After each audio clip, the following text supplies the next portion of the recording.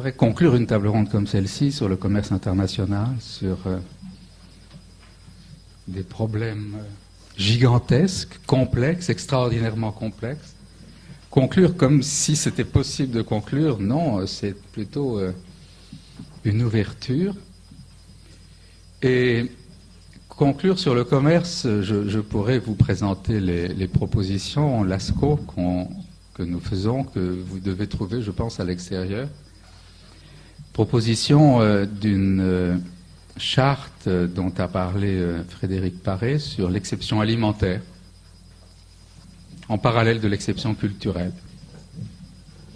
Puisque le commerce trouve possible d'établir une exception culturelle pour permettre l'accès de chacun à la culture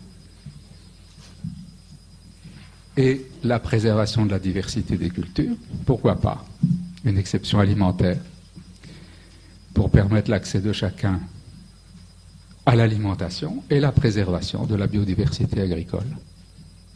C'est une idée simple. Pourquoi pas? Nous l'avons écrite.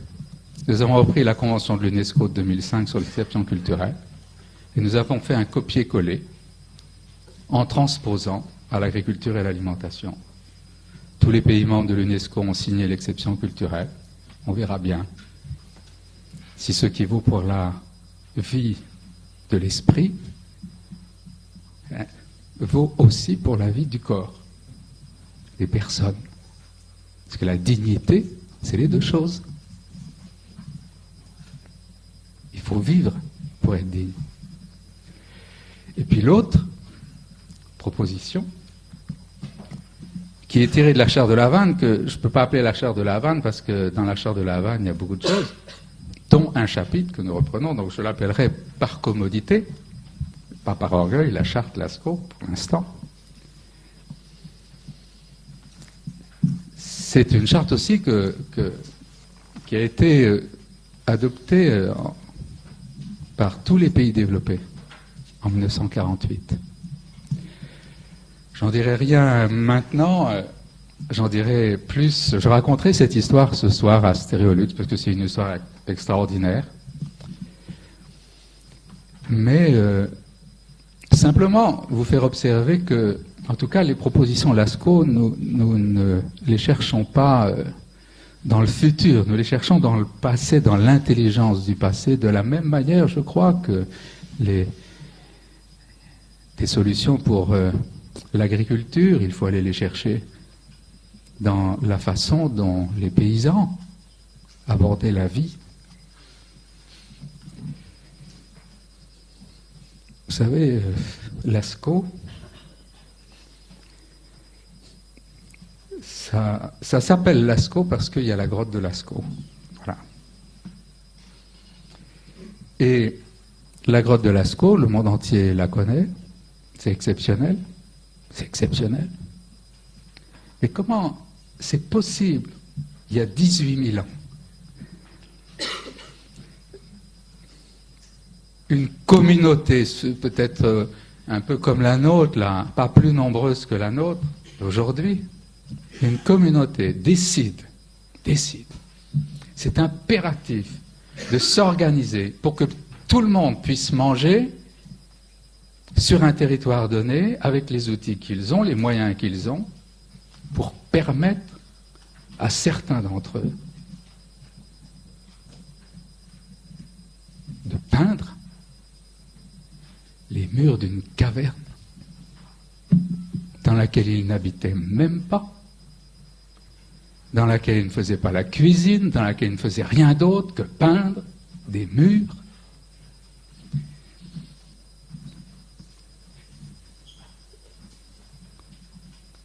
Qui nous structure encore aujourd'hui. C'est exceptionnel. Mais s'ils avaient dû courir toute la journée chercher à manger, nous n'aurions pas LASCO. Et nous laissons sur le côté 850 millions de personnes qui pourraient être des peintres de LASCO. Pour ça, voilà LASCO. Il y a deux questions qui nous taraudent.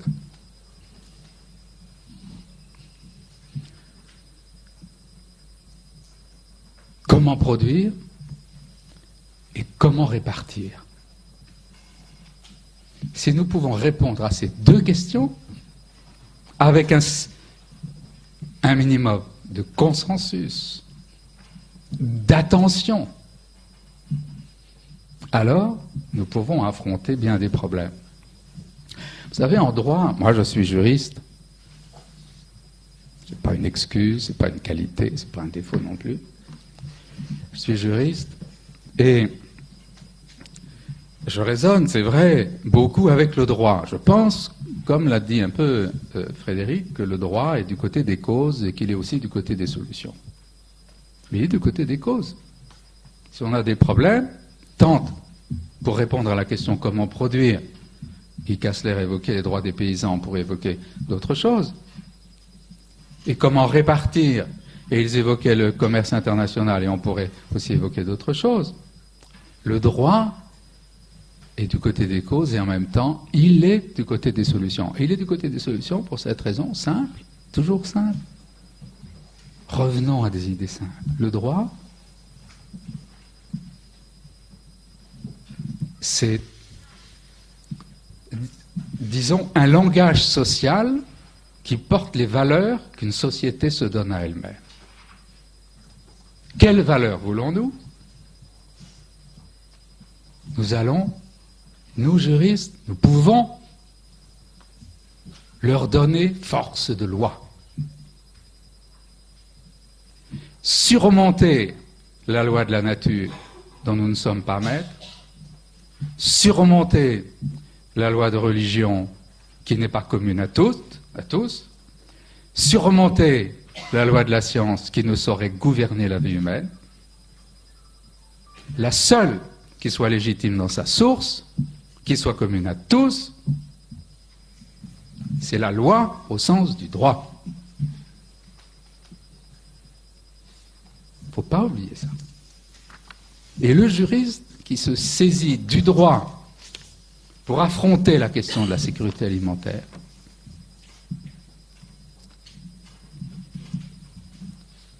l'un de ces schémas intellectuels qui est, je crois, celui des sommes préhistoriques de Lascaux, et finalement, voilà,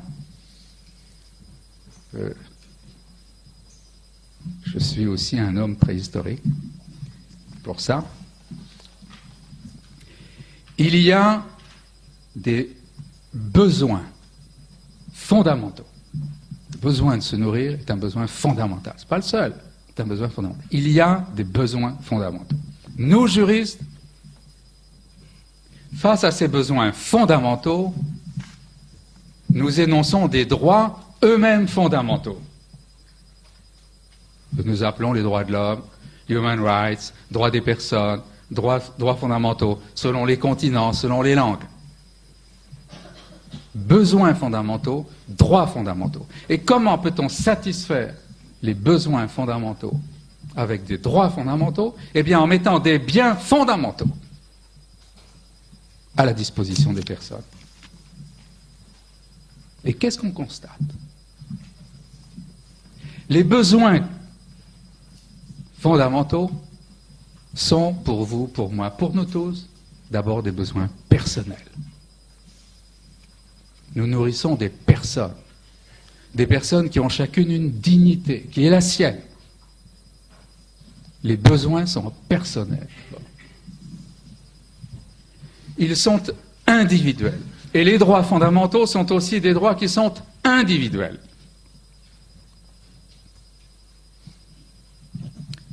Et voilà où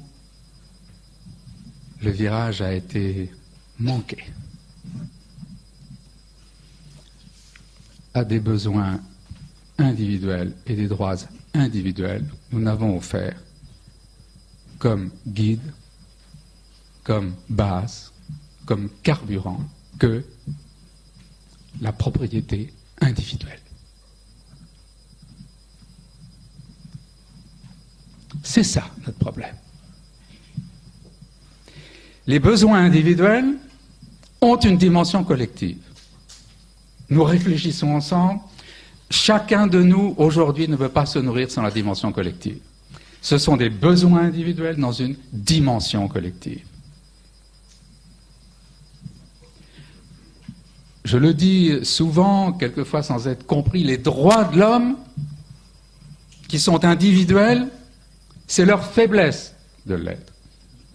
Parce qu'on ne règle pas la question de l'alimentation en accordant 850 millions de droits à 850 millions de personnes qui vont s'adresser à 850 millions de juges pour remplir à chaque fois leur assiette. Non, c'est le système qu'il faut viser. Et les droits individuels, les droits fondamentaux, il faut leur donner une dimension collective.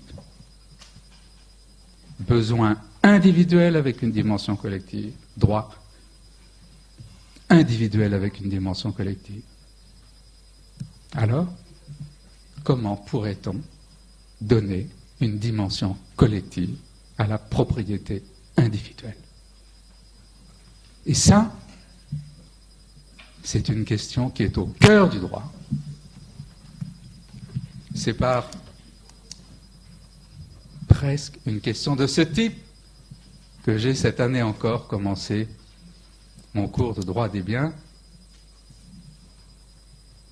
Comment donner une dimension collective à la propriété individuelle?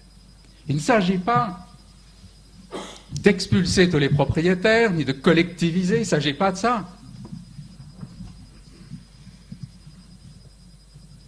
Il s'agit d'introduire dans l'encadrement de la propriété quelque chose de collectif. Mais quoi? Je ne suis pas sûr que la charte Lascaux puisse répondre à ça, en tout cas complètement. Je ne suis pas sûr que l'exception alimentaire que nous défendons puisse répondre à ça. Parce que c'est dans chacun des domaines du droit qu'il faut travailler ça. Et c'est en ce sens que c'est davantage une ouverture qu'une conclusion. Parce que la propriété individuelle dont je parle, c'est la propriété de la terre, c'est la propriété de l'eau, c'est la propriété du sous-sol, c'est la propriété des variétés, c'est la propriété individuelle des plantes, des caractères génétiques, et tout est propriété individuelle, et tout est appropriation individuelle, sans dimension collective. Le matériel comme l'immatériel. Au XVIIIe siècle,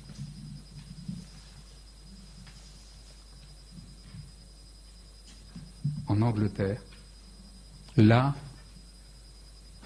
où on a inventé le capitalisme, comment a-t-on fait? Comment ont-ils fait? Historique, mais pas si vieux qu'il en a l'air. Comment ont-ils fait? Eh bien, je ne sais pas si c'était théorisé ou pas théorisé, mais voilà ce qu'ils ont fait. Ils ont dit, pas de développement industriel possible sans marchandiser trois biens dont on sait que ce ne sont pas des marchandises. La nature, le travail et l'argent. Pour forger le capitalisme, il a fallu forger, marchandiser ces trois éléments. Et toute l'histoire, sans doute avant, mais en tout cas depuis cet instant, en passant par Roosevelt, j'évoquerai ça ce soir, c'est l'histoire de ces trois marchandises qui ne devraient pas en être. La nature, le travail et l'argent. Et au regard de la nature, comment peut-on transformer la nature en marchandise? Bien, par la propriété individuelle. Comment peut-on soustraire la nature de la marchandisation en donnant une dimension collective à la propriété individuelle? C'est toujours la même question. Et comment fait-on ça en droit? Et moi, je ne sais pas. On a besoin de vous. Pour ça que vous êtes venus. Et c'est pour ça qu'on veut vous entendre.